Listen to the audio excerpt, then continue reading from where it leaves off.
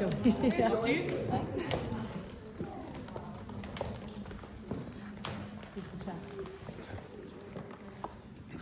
Empower is an outlet for positive change, and a special part of what happens at Empower events is a panel discussion where women within the industry join us to share their experiences, inspirations and words of wisdom.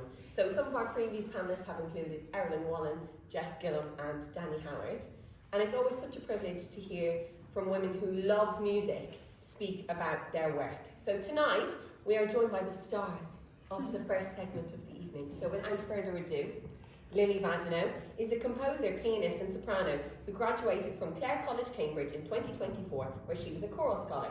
She's a two-time winner of the NCEM Young Composers Award and has received commissions from the West Wicklow Festival, Opera Cameratina and Electric Voice Theatre. As a pianist, she specialises in chamber music and will begin a Master of Performance course at the Guildhall School of Music and Drama in the autumn.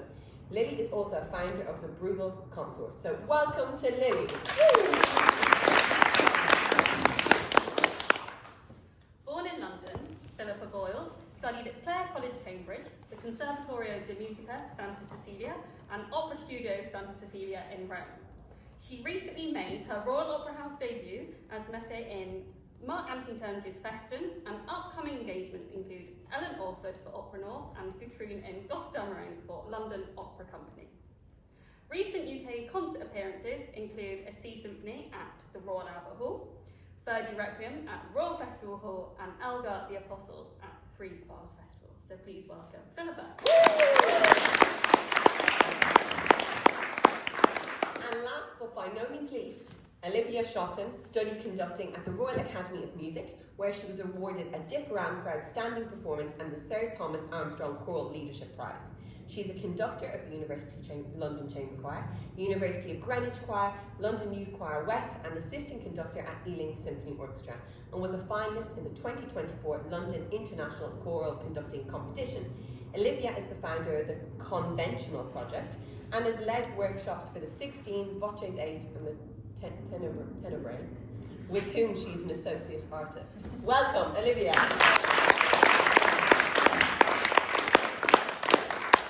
So we're all here to be empowered. Obviously, empower is such a big part of our lives. So you all bring distinctive things to the musical world, but I think it would be a nice, positive way to start off thinking about maybe an experience in your musical life where you felt empowered. Who would like to start? I would. I think when I was studying, I found that I spent a lot of time finding out what I wasn't as an artist. So music that didn't suit my voice, or repertoire that wasn't appropriate for my voice, or wasn't appropriate yet, or that I had to wait for. And constantly being told what you're not, or constantly thinking about what you're not, can be quite demoralising, you know. And for me, I took a long time to grow into my voice and into the music that I sing, and I think it culminated in possibly the greatest artistic experience I've had. Was a project personally for me, was a performance of Schoenberg's Erwartung, which I did last year, which is monodrama, so it's just me on stage for half an hour with an orchestra. And it was with South Bank Sinfonia, and they said to me, we don't have a director, so if you want to stage it, go ahead. So if you want a lighting plan, give us a lighting plan. If you want surtitles, give us all surtitles. And it meant that I had total creative control and freedom, but also the ability to look at a score and say, all right, okay, so the flute is playing this. What does that mean? Who are they? The clarinet has this theme. What does that mean? Who are they? And who are they to me and who am I to them? And it's a sort of mixture of music and drama, a symbiosis of music and drama, but also being absolutely at the internal of the orchestral texture, which is very rare as a soprano. And I think I felt empowered because I'd been given permission to be the artist that I am, instead of worrying about what artist I should be and what artist I'm not.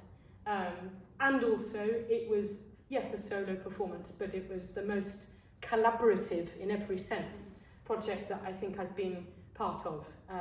So that's my thing about it. That's so interesting, and something that we think and talk about a lot amongst ourselves is that idea that you feel empowered when you feel like you've creative control over your own music making, which often in a lot of scenarios we don't have, whether it's, you know, it could be from the conductor or the director, but what can be so empowering is when you feel like you're in control of your artistic voice. So, 100%. And I think just to add that as most of my career is based in opera, and so I'm, in a sense, I'm always telling other people's stories because I'm reproducing a narrative, as you say, whether that's a directorial vision or, you know, a musical vision that I've created together with a conductor. But at the end of the day, I'm repeating a story that's already been told in a certain sense. So yes, it's creative control, but it was the sense of taking a story and really telling it my way, if you like. That sounds incredibly egotistical, doesn't it? But that's why I'm a soprano. But yes, that was lovely. Yeah, I think anytime I stand in front of a group really and do my job is very empowering, particularly when it's a good experience. Yeah. And with my own stuff, kind of with my own group, or with the University of London Chamber Choir, when it's a selection of repertoire that I've chosen, that I've decided is the right thing to do, and then we pull that off, then it's very empowering. I'm sure. Cool. Yeah, mine would probably be also like collaborations, like projects that I've sort of curated at university mostly. Particularly one where, because I have quite a few different interests, like with playing and singing and composing. I think there was one event where I kind of commissioned a few composers to write string quartets inspired by T.S. Eliot's, The Hollow Man, which is one of my favourite poems.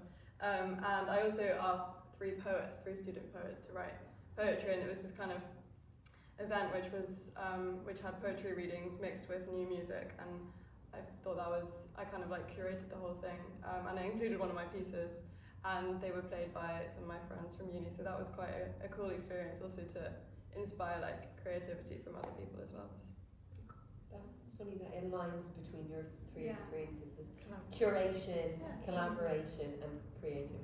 That's really lovely. can we ask you the same question? Of course you can. An experience felt truly empowered. I suppose We're a bit biased, aren't we? empowered is our, and because it's our own concept and that we have creative. And I think it control combines over the three things which, collaboration, curation and creativity. Yeah. This is our outlet to do that. Yeah, and thinking of music as like a form of expression, and that this is our form of expression along with the music. Yeah.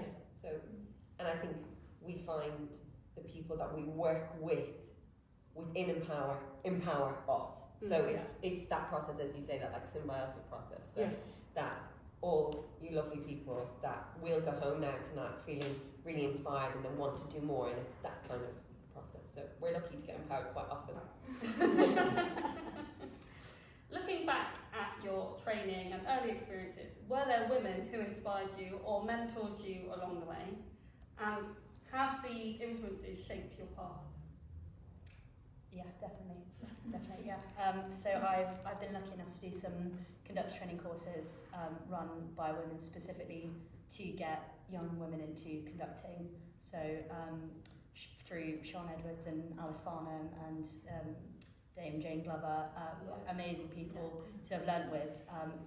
Who I think conducting is the kind of job where it's very hard to progress without people putting you forward for things and having your back and kind of recommending you and putting you in touch with the right people, and those three women have definitely opened doors. Do you want to explain a bit more about that? Because it was a revolutionary program that Helen Glover put in place. Jane Glover. Helen Glover's the rower. Jane Glover. Sorry. Yes.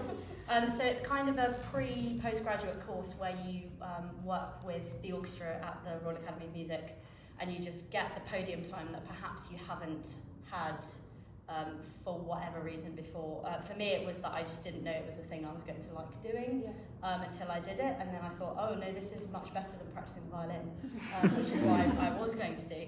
And then from that you can apply for postgrad, or you can do whatever with the experience. But it's anytime you do an application for conducting, you need to write loads of things. You need footage of you conducting an orchestra, which is really expensive and difficult to get. So courses like that, where that is given to you, is incredibly helpful. And then when you do start getting conducting jobs, a lot of it, sometimes you're not actually applying for it. It's people will approach you because somebody has said your name somewhere.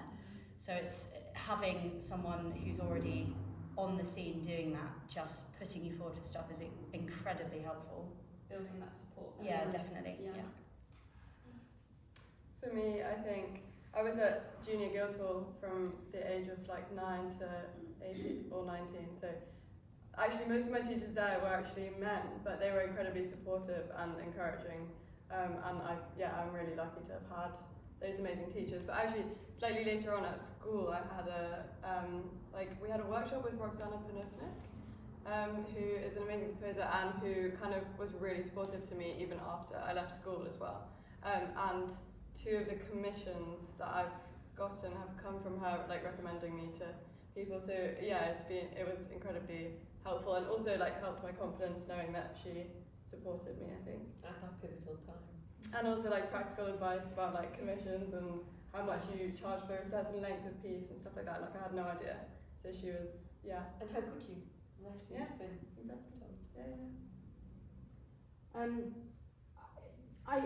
Yes, there are many women who've influenced me in my training and my learning, but I think for me, every project that I do and every contract that I do is a big learning experience. And I've found that in the opera industry, certainly there are many, many other sopranos, other singers, people further ahead of me, slightly older than me, more established, who are willing to be supportive and to share their knowledge and to share their passion and encouragement, I think. And that's something that's very important to me. And I think it should be a central tenet of the music industry as a whole, and it's something I want to explore, is helping maybe singers who are younger than I am coming out of music college, or people finding their way. And there are often discussions that happen privately or one-to-one or subtly, but not just singers, creatives as well. I mean, I have great dear friends who are directors or conductors or composers, male and female, all genders. And I think, in my experience, if you ask, most people are willing to give you time and to share their passion and to share their encouragement. And I certainly hope that I am, and I think it's really important in the future as well for future generations of musicians and performers.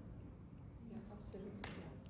And the idea of mentoring, and anyone can be a mentor, can't they? You don't need to have been the lead role in, to be able to be a mentor. Any of us can offer advice and support at any stage. Yeah. And so I'm encouraging more people to do that in an industry that can seem quite secretive. It can, absolutely it can. But I think, sometimes it's just showing a bit of vulnerability and going, gosh, this is really terrifying, isn't it? Yeah. And usually what happens is that other people go, yes, it is. Yeah. Thank you for saying that, or vice versa. But I think, I remember one of my first chorus contracts, which is as an opera singer, if you're lucky, you do a professional chorus contract where you might be in a summer festival for a couple of months. You might be doing anything from 1 to 6 operas.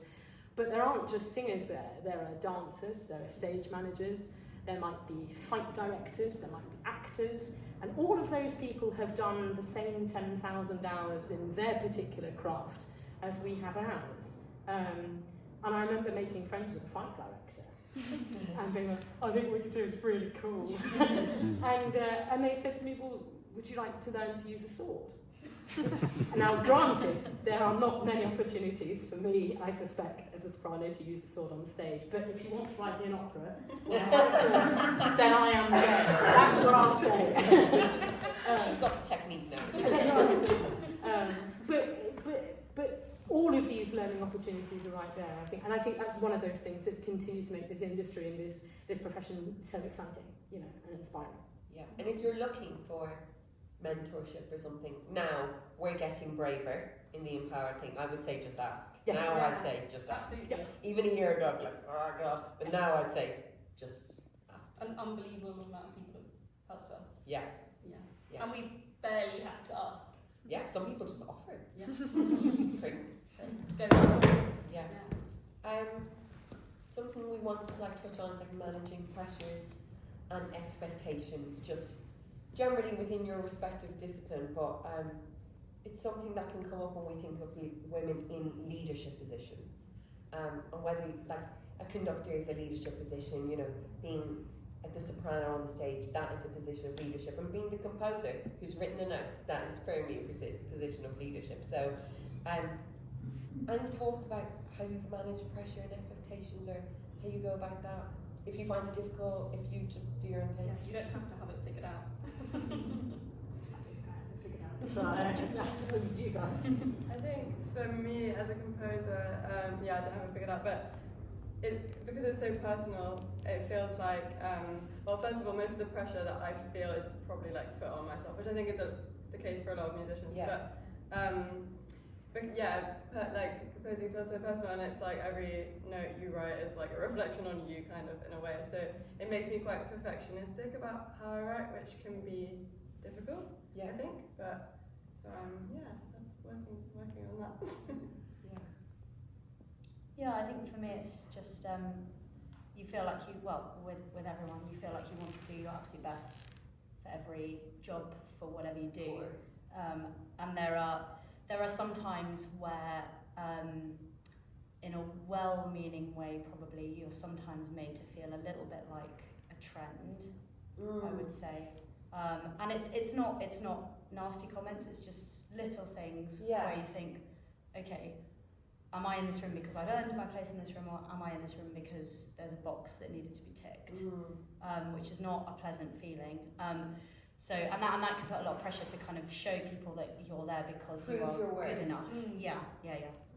I have no solutions for that, but No, but it's something that you're dealing with. yeah. And it's really important to hear if they feel in the same position. Yeah. Do you have any thoughts, Philippa? Of course you do. No, I do. I mean, I think I would come back to the idea of expectations and pressure. The thing that came to my mind is obviously one of comparison. Yeah. That, you know, if I'm singing a piece of standard repertoire, then I'm standing on the shoulders of figurative historical giants who've sung the piece before, unless I'm singing contemporary music, which is one of the reasons that I love it so much, because if you're lucky, a composer goes, right, here, show, you know, put your stamp on it. Yeah. And it's incredibly freeing. And it also takes away some of the idea of walking into an audition room and someone going, but are you this character or are you that character? And all of the other baggage that comes along with that. But I think I had a wonderful, very wise singing teacher when I first came back from Italy here, who said there's literally no point constantly comparing yourself to other people because you don't know what they do.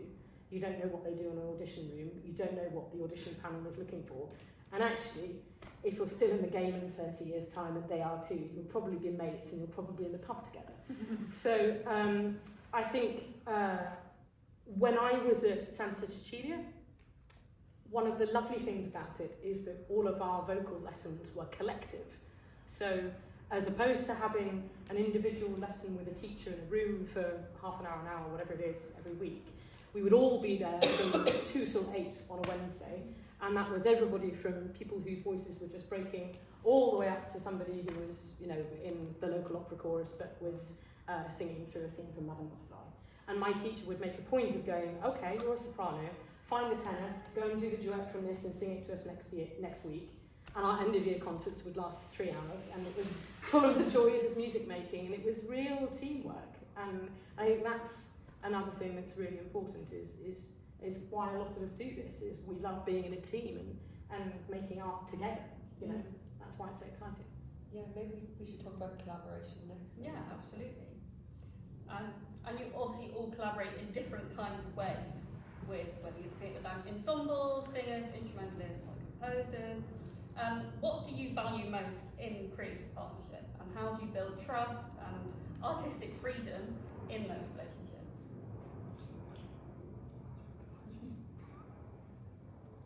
I think when you're working with an ensemble, to let the musicians make the music and not micromanage. Yeah. I think to the point of to trust the people in front of you to know Is that their hard? instrument. And, yeah, sometimes it is. Yeah. But to trust them to do what they're trained to do. They'll do it well. You feel like you're guiding the process more so. Yeah. So I like to think that I'm more kind of bringing people onto the same page rather than dictating exactly what everyone should be doing. Yes. I always feel that that's the best way with the conductor as well. When, like, as a wind player, obviously, you know, when you feel like then the wind section like sort it out amongst themselves. There's kind of a direction given, and then if it feeds back rather than like this, like that, and that. So I fully Which understand adds what to you mean. pressure. It does. I feel like if someone wants me to play a solo, I'm like, this is just never going to be right now. And if I may add to that, I come from a choral background. I went to the same place as Lilly did, but long time before. I still sing in a choir with Julian, in fact, who's here. And I love choral singing. That's how I began. But I found after a time, because I was studying opera and singing in choirs, that I was bending over backwards to do what I felt people wanted of me, you know, especially as a soprano. And I think, there were just a couple of times where I had to say, do you know what, I love this kind of, this ensemble, I love what they do, but I can't sing this anymore because it's not appropriate. And that's a heartbreaking thing to do, but it means that you can cheerlead from the back and say, you're doing great. But I think that one of the difficult things as a singer to do is to know when to make that decision and to balance the different kinds of collaboration to do and make sure that you, at the end of the day, you yourself, this, for me, this is my product and this is my livelihood. And only I can be the judge, really, in the end, with all the coaching and teaching and advice that one can have. Only I can know what it can do and what it shouldn't do. Yeah. And it's trusting yourself. So what do you value most in the creative process, or the collaborative process? I think Olivia touched on it earlier that it's so trite, but the way I'm about to express it, but it is sort of breathing together. You know, it is absolutely trust. I've been lucky enough to do in the last few years a few projects with some conductors who are very, very dear friends of mine. Yeah. And sometimes when you make music with your friends, you don't know if the friendship is going to translate onto the concert podium. Yeah. And actually, I remember doing a concert in Poland with a dear, dear friend of mine, a song cycle by Respighi with an orchestra I'd never met before. And we'd never worked together as conductor and soloist, and he lifted his arms, and I looked at him and I was like, this is going to be great! And it was, you know, we always giggled with the vivacity and the excitement of it all. Yeah. So I think it is that those two pillars are perhaps of freedom and trust, mutual respect and reciprocal trust. Respect's very important. Yeah, definitely. We're all on the same level. Yeah. Lilly, do you know anything you want to In terms of writing, my favourite thing to do is write for like performers that I know, so like either friends or like instrumentalists or singers, because I can kind of imagine their sound or their voice when I'm writing it, which is amazing, and also to be able to like actually try things out before the performance and to get honest feedback from them about what works and what they enjoy playing or singing. So I love that aspect of the process. But then from like a piano or singing point of view, I guess my favourite kind of collaboration is kind of singing with a group of people who, I guess are your friends, but also who you are inspired by musically, which is really nice. And you kind of are open and transparent. I'm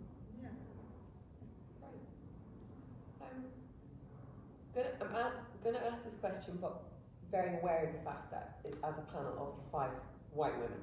So, but what does meaningful representation in music look like to you? So not just on the stage, but thinking about programming, leadership, and education as well.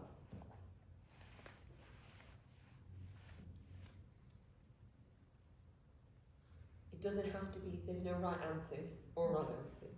It's just to broach a conversation. Something that I find a little bit tricky is concerts where the theme is women composers, Yeah, because I don't think that's a theme. yeah, So for me, it's seeing programs that are genuinely varied, yeah. and not kind of, here's all of that music that we could find at once and now we're never going to do it again. So it's kind of more like long-term sort of, programming like that. I think it's funny as well when people, if you do a concert of all female music, that is the branding of it rather than the music. Does that make sense? Yeah. That you wouldn't go around being like, oh, this is my concert of all male music. No, You know what I mean? would be weird. But you'd say that it's a concert of Mozart, Beethoven, and I don't know, Yeah. or Speedy. Yeah. Let's just Debussy. Let's just pick some random ones. But you don't say it's like a concert of Aaron Wallen or I don't know Albert. You say it's a concert of female music. Mm. So I think that it's funny how people broach it. Yeah. Do you think we'll still be having that conversation in 20 years' time? I hope not. Yeah, I hope not. I hope. Yeah. But who knows realistically? I think there'll still be.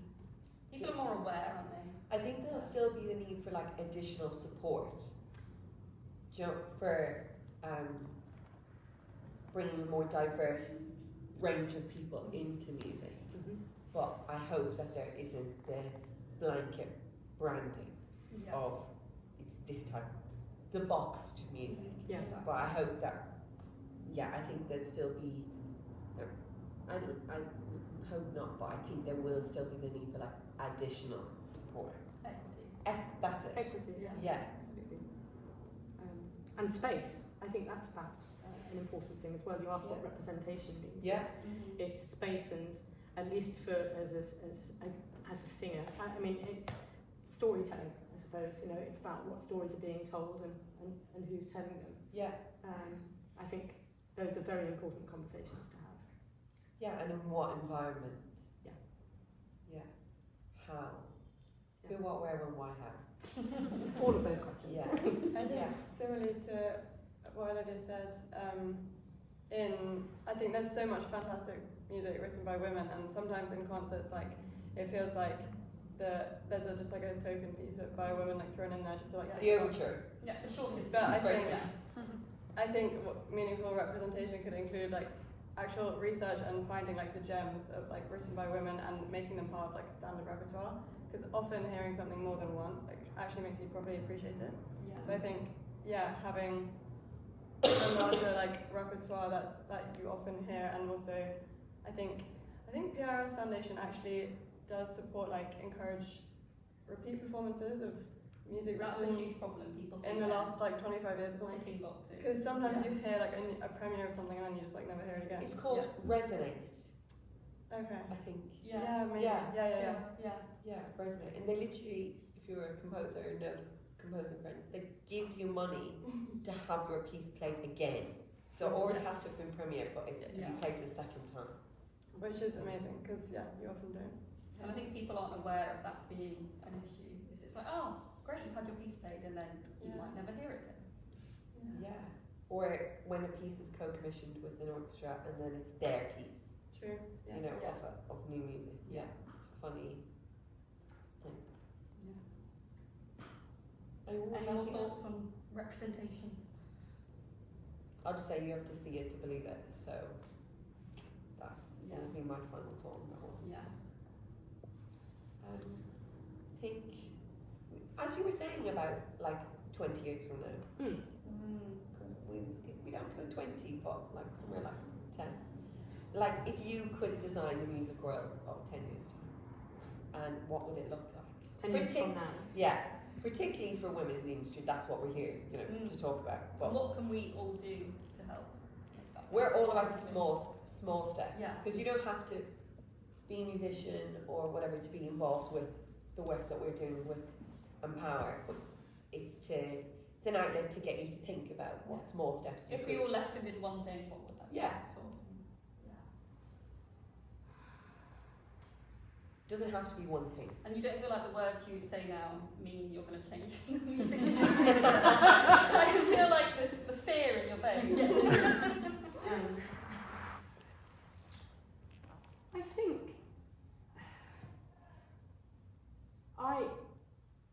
I hope he doesn't mind my saying this, but Julian and I often talk about what it's like for singers coming out of conservatoires right now, because we're both conservatoire trained singers.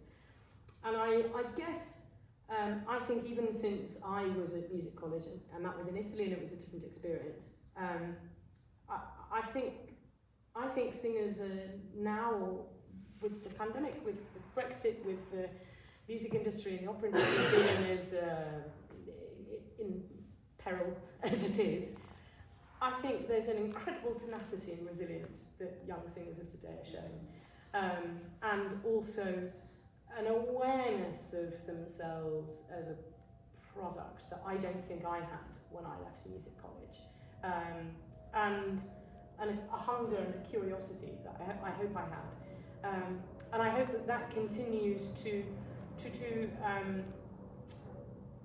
develop.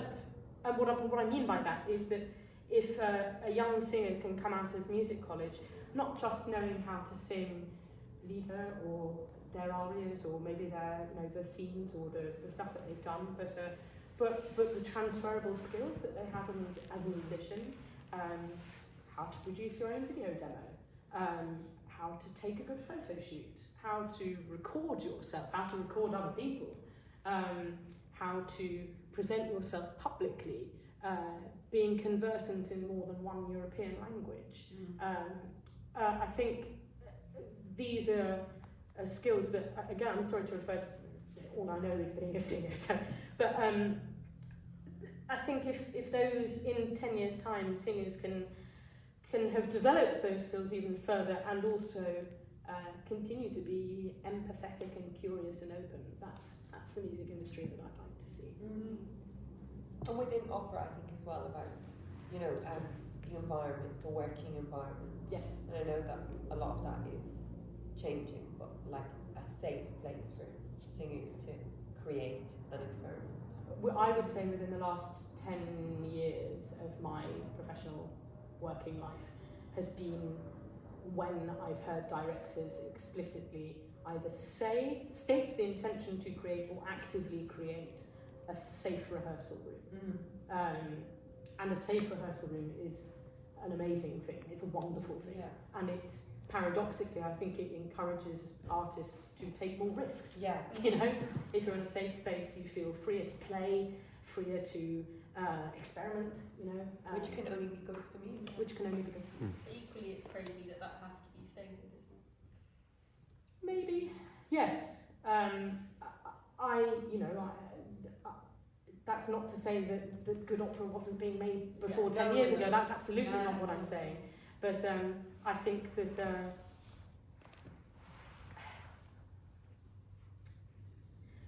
when it wasn't stated explicitly, perhaps you didn't look for it because you didn't.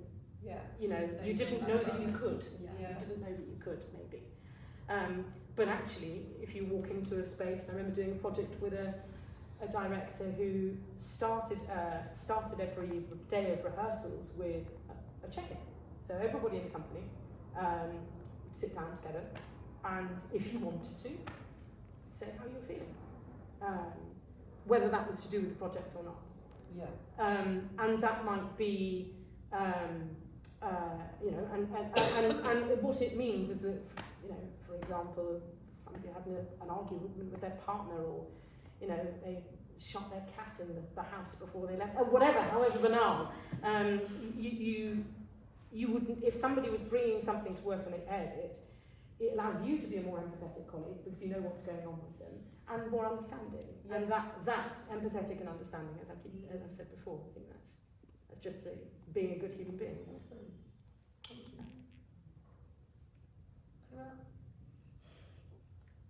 I think in terms of composers, I feel like the ultimate goal is to kind of get rid of the distinction between like female music and just like what we were saying earlier.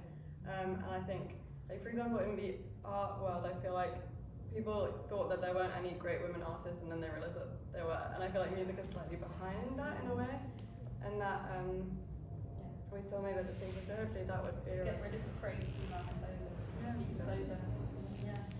And yeah, in addition, also, well, another thing is the repeat performances thing. But also, I feel like some parts of the music industry where it's not yet equal in terms of men and women, or I think, yeah, I feel like the imposter syndrome is quite a big thing. I don't know, at least for some of my friends who are the most like talented musicians and still sometimes feel like they don't always deserve their success. And I think, Why do you think that is? In your opinion? Is that more female colleagues as well? Yeah. I'm not sure, but I think self-doubt is a big thing, because at least for me and like other female friends, I think it would be nice if that could be. Yeah, that people could talk about that they were feeling. Yeah, exactly. Open. I did a show recently where there was actually a mental health support structure in place for everybody in the company. I'd never experienced this before, and it was open to us individually and collectively, and it was an absolute revelation. And I think it's one of those things that sort of, it's so obvious, you think, why hasn't this always been in place, that within the workplace, if you're making art, if you're making yourself vulnerable, which we all are, you know, irrespective of whether we're singing or composing or conducting or, you know, or playing an instrument, you are making yourselves vulnerable. That having a structure, or having just not facility, that's completely the wrong word. Having a mental health support structure in place, I think, is amazing. And does that happen for instrumentalists? Does it come for any of you? I mean, Not specifically like that, I wouldn't say, no. I think that's the difference as well with you know, like opera, like it's companies, it's like group, like there is that structure. yeah. It's a whole Whereas- production. Yeah, especially within like, I don't know, chamber music or something like that, like you're creating your own structures. Yeah. I think it more goes back to what we were saying earlier about like support network. That's probably the closest thing. I was trying to build your own, your people. Yes. Yeah. Yeah. But no, like that makes complete sense. I can see why. Again, it's just a safety net, isn't it? You know it's there. Yeah. It's just a reassurance that you feel like you can do your work at your best. Yeah. Olivia, do you have anything to say? About kind of 10 years from now. Yeah, what do you Yeah. want where you're working in 10 Yeah. years' time? What do you want it to feel like? Well, similarly to Lily, for it not to be kind of remarkable that a woman is doing my job, because it is still commented on. Mhm. And it always kind of surprises me, because I don't see myself as a woman conductor. I see myself as a conductor and also a woman. Of course. So it tends to be like, I think it's meant in a positive way when it's said Yeah. sometimes, but it's still like I don't know why it should be. It's something that needs to be commented on. Yeah. That you want to just feel like you can be yourself. Yeah. Weaver. I think we open it up to everyone else. Yeah, let's. Any audience questions? Do not be afraid. Someone actually has to ask a question. Otherwise you can stay here all night. That's what I had to say in our Dublin event. So I went all the way down the steps and then everyone had anything to ask. No, I like anything. It's literally, and it can be directed at someone or at all of us or whatever. Come on, lads, come on. Don't do this shit. Anything. Come on. You're smiling. How have you found, also as a singer, how have you found your experience with, because sometimes I've experienced the expectation for a soprano is so much higher than maybe for a male singer, and that maybe we can't get away with anything, and it's quite, how has your experience been? I think it's true that statistically there are more of us. I think there are. Sorry, I always to refer to Julian, but I think we were talking about a recent set of auditions where there were. Which ones? Maybe a London Singers Collective thing, where there were sort of 96 sopranos who applied. Yeah, so for last year's oratorio course, we had 120 people apply, high 90s were sopranos. Yeah. So I think the ratio is about 18-1. If we add together all the stats from all the auditions we've held, it's 18-1 at the moment, and it's not getting better, it's just getting worse as time goes by. Not worse, you know what I mean? But, yeah. So the odds are against you. But I think also, from the point of view of singing in choirs, going back to what Philippa was saying earlier, conductors do have this funny habit of needing the sopranos. There are more sopranos, but they have to sing as lightly as possible, and their personality and personal characteristics can't come through.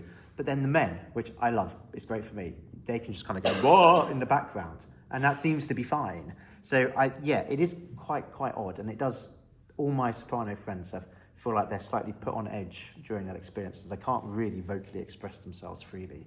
But on the flip side of that, I would say that when it comes to an opera contract, if you're doing a role, then if there's a soprano and a tenor and a baritone and a mezzo, you will have to be as prepared as each other, because you're, the expectations on that, from that point of view, I think are the same for everybody, that you turn up on the first day and you know your role and you know the score and you know you're ready to give the best that you can. And in that situation, the soprano always wins. Always comes off the best, especially if it's Philippa. Okay, later. I think what you're saying though kind of feeds into that idea of the pressure and expectations. And sometimes, as women generally, that idea of feeling like you've something to prove a bit more. You were just saying it in terms of being a soprano as a singer, but I think more generally it's something that a lot of people, women, still grapple with. It's in its own way in different disciplines. Yes. Like, yes, women players, you feel it being like your only line in an orchestra. You feel like you have something to prove because you're the only person doing that. Yeah. Top. Yeah. That's probably our equivalent in that way. Yeah, I love the sopranos 18-1. That's definitely like a flute of a certain, but being the single line. Yeah. It's probably like in the chamber choir being one to a par, something like that. That pressure that comes with that. And I think this is where social media can be something of a double-edged sword, because obviously in a way it's quite an equalising tool, because everybody has the same freedoms and rights to present themselves and the curated version of themselves that they wish other people to see. Yeah. But I think, when I was at university, and this dates me, it was called the Facebook. And it was only a university thing. So I mean, social media has exploded since I graduated, and that has changed significantly. And now there's an expectation for, I think, all of us as in the music industry to curate our brand, our online brand, and present ourselves in a certain way that sometimes feels as important as dare I say it, as the music making, and that's very tricky. Yeah. Yeah. And then, sorry, now we're just keeping talking, but like the same thing about the pressure and expectations of that. Like when we started doing this, we didn't know we were going to turn it into a brand, then us therefore becoming a part of that. And I feel like that the expectations and the pressure has gotten more as time has gone on. Yeah. The bigger that is getting, the more pressure and expectation that comes with that. Which we're still now. And putting yourself out there always opens yourself up to that more. Yes. Yeah. But also someone has to. So. Yeah, exactly. Yeah. Another question. Yes. Thank you so much. So you asked who were the musical influences in the eyes of the panel members. Who are your musical idols? The people who, when you listen to or think about or look at their careers, they absolutely stand out and are the kind of pinnacle and the example for you. And this is to all five of you. I think, you can either think about I'm not on the panel. Sorry, someone else should answer. But I think you could think of that in terms of, is it someone who's kind of like relatable, or is it someone who's just like, I don't know, just in a completely different league? I was thinking the latter, different league, just has achieved so much. Okay. Anyone have any?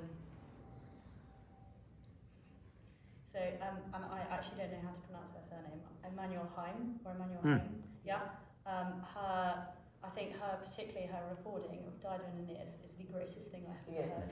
And in fact, I think it's so good it put me in the top 0.05% of listeners on my Spotify Wrapped in the year that we did it with University of London Chamber Choir. That's amazing. Because I listened to it so many times because I just think it's absolutely brilliant.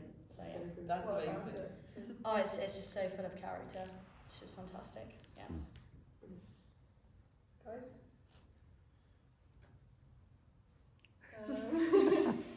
I think when I think about like inspiration, I feel like musicians who combine a lot of things. I mean, one that comes to mind is Eloise Burnett. Yeah. She's a young composer and cellist and soprano. She was on the panel at King's Place. Oh, yeah. She sung for our church choir a few times years ago. She hasn't been in a while. But She actually was at Claire. She was, yeah.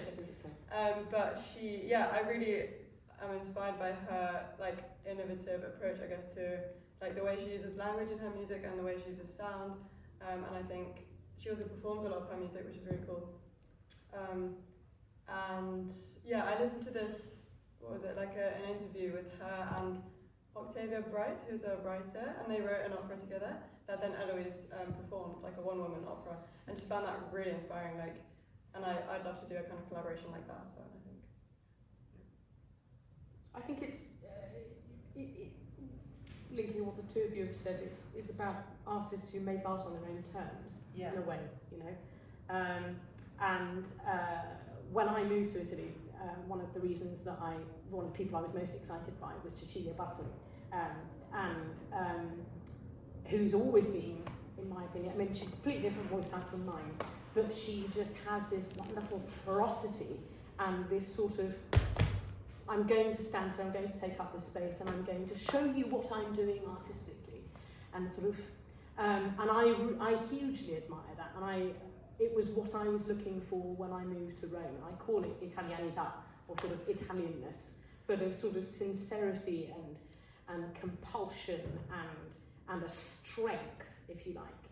And she's someone who not only sings, but she's an artistic director, and she does various different guises, and it seems to me that she's somebody who's always says, well, why can't we? Yeah. You know, and I think anyone in this industry who says, why can't we, is someone to be admired. Absolutely. Do you want? I don't know. I feel like I should have one just there. I think I'd say Nicola Benedetti probably.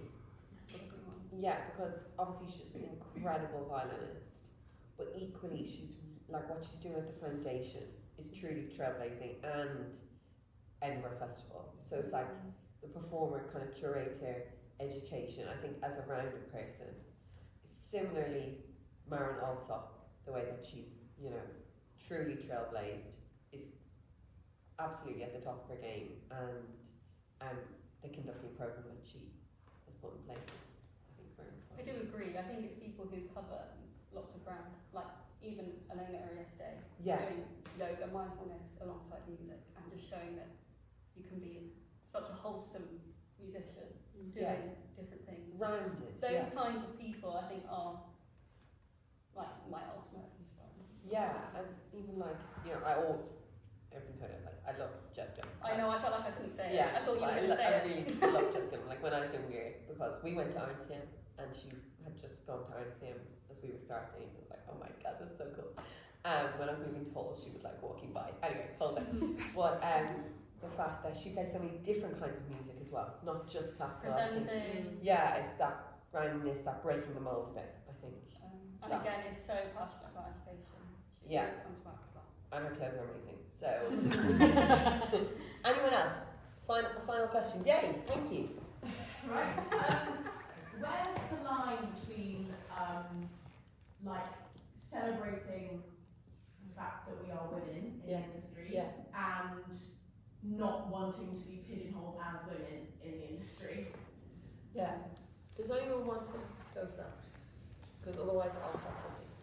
Can I just say one thing on that? I had trouble choosing the title for this event because I wanted to avoid that. But in the end I decided I couldn't avoid it. I had to have women in the title. Otherwise it wasn't different from anything else. It wasn't achieving its purpose. Yeah. So it was difficult. Anyway, back to you. Go. Okay, I'm good. So, the line between celebrating but not being pigeonholed. I think the hard thing of what we've found with Empower is that people ask us why we started it and they think it's out of a negative experience, but it's actually not. They're always, you know, when we've done a few interviews and stuff, they always ask what the reason was and want some kind of real backstory to it, but we were actually just 2 students and we had no performance opportunities, and we said, let's just get lots of people in our college together and do it for International Women's Day, so it's going to be female music. And everyone loved it, and those people wanted to write pieces for it, and it's that. So that's why we framed everything under this positive umbrella. And there's the demand. But yeah, and I think then it feeds into the demand of people wanting to be a part of it and to play this music. Ultimately it comes back to the music, not actually the gender. You know, and with what we're trying to do, it's all about the music. As much as it's guised as this, you know, women talking about being women, but that feeds into just being human. The celebrating and the pigeonholing, I think as well, of when we changed to empower women, changing music, trying to be a bridge between that. Is that kind of helpful in some way, that it's not women celebrating music, or it's not women, I don't know, hating music, it's I think another changing. thing, just to add to that we like, not necessarily struggled with, but feeling like a little bit like you need to conquer everything. Yeah. And it was like, this is actually what we've chosen to do, and people can take what they want from it. So if we're celebrating women, and however people might feel, that's our one contribution, and we can't cover too many things, otherwise it wouldn't necessarily make sense. So I think it's just trying to, whatever people do, is trying to pick something and just go for it. So many people have asked me recently, literally someone asked me yesterday, how do you feel about being the person who does the women's thing? And like, you know, all I can say back to them is you can't deny what we've achieved. You know, and I'm not saying that in like a really boastful way of we've done loads, but if you feel like you're being pigeonholed in any way, so when you can't deny what I've done as myself, you know, I can't apologise for being a woman and then deciding that I should give commissioning opportunities to other women. You know, you can't deny what we've done. So that's my answer to that one, when I'm challenged on the pigeonhole of me being pigeonholed, because I don't think I'm being pigeonholed by me. There's a lot of pigeons. Yeah, I don't see it in that way necessarily. If you bring it all back to the music, I think it takes that element out of it as well in some way. It's about the art. Does anyone want to say anything? No. Any more questions? Yeah. I had one question. Yeah. What's the best piece of advice that you've been given by a female colleague? Well, you stole our thunder for the last one. Yeah? Sorry? But you can do it. Go on, ask again. What's the best piece of advice in the industry that you've been given by a female colleague that you feel has really helped you find that next step, or get through a difficult situation, or just something that hadn't occurred to you before? Staying in the race is half the battle. Yeah. Who said that? A singing teacher. Okay. Some time ago.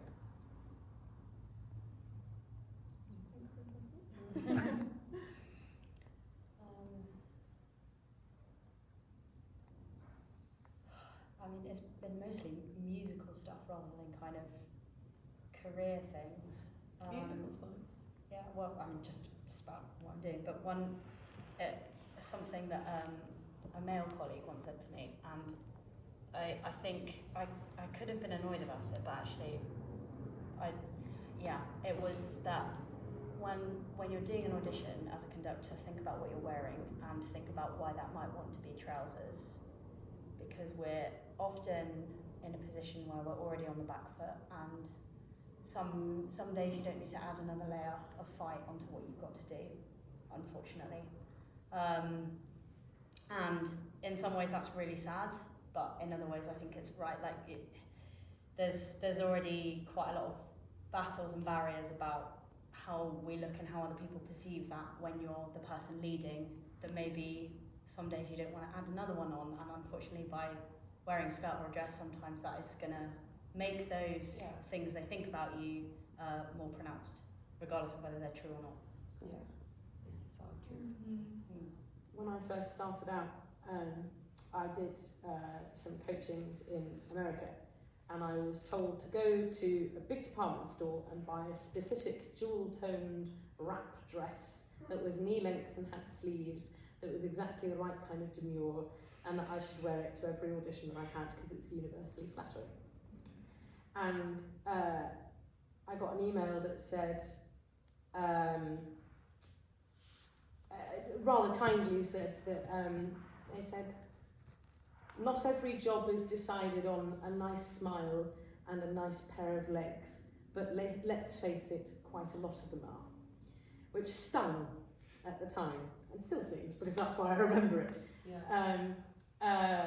And I think that's something we haven't really touched upon, but I think is a pressure that exists, and absolutely isn't exclusive to women. I think it's, anybody working in this industry, there's a pressure of how you present yourself and how that presentation might be perceived, and all the layers that come with that.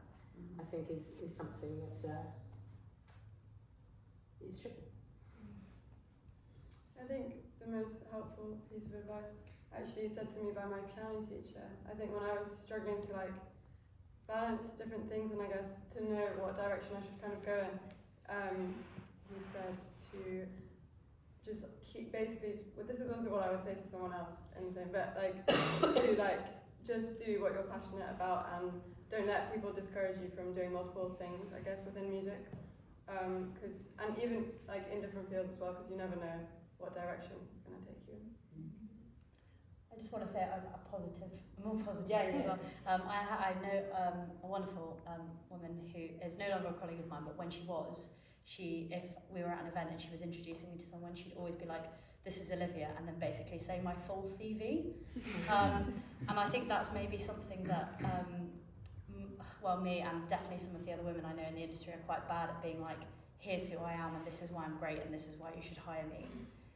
Kind of like backing yourself. So having someone else kind of just do that and like get the awkward moment out of the way, is really amazing. But yeah, I think we could all maybe be better at that generally. Yeah. A recent mentor, it was quite like reassuring or like reminding you that like practical advice of just get the basics right. Like it almost doesn't even matter what you know.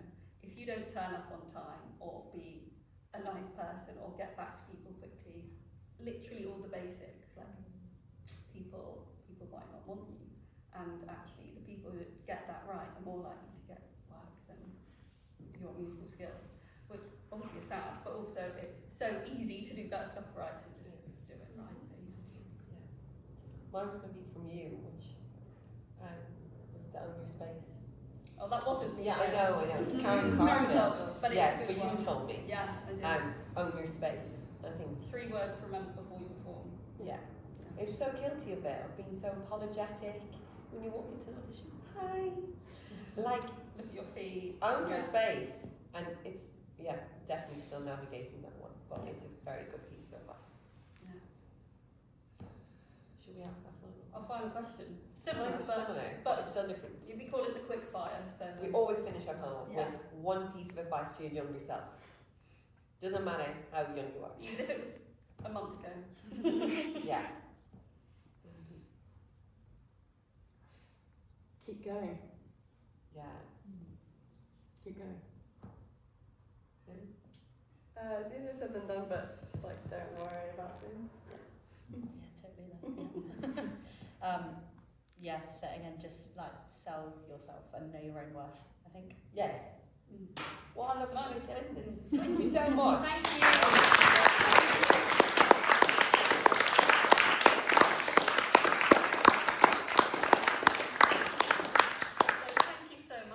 Lilly, Philippa and Olivia for being such an incredible panel. And this closes tonight's event. But before we let you all go, we just want to say thank you to the National Opera Studio for providing this amazing space, and of course to Jules for being a superstar chief organiser. And thank you all so much for coming and for being such a receptive and engaged audience.